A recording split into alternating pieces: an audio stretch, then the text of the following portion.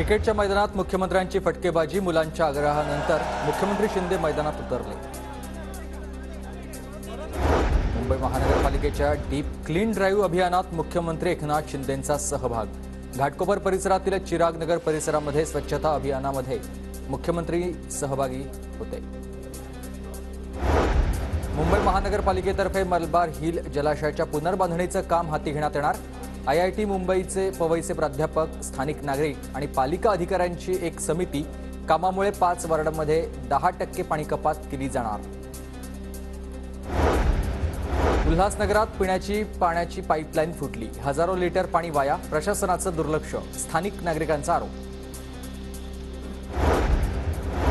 पुणे शहरात सार्वजनिक ठिकाणी कचरा टाकणाऱ्यांवर कारवाई, 5 दिवसात महानगरपालिकेकडून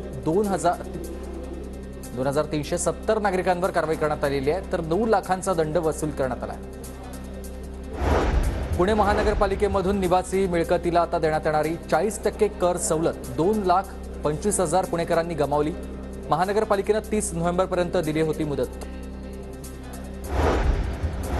पुण्यात मागील 2 दिवसांपासून थंडी वाढली, 10 अंश सेल्सिअस तापमानाची नोंद, आणखी 2 दिवस तापमानात घट होण्याची शक्यता।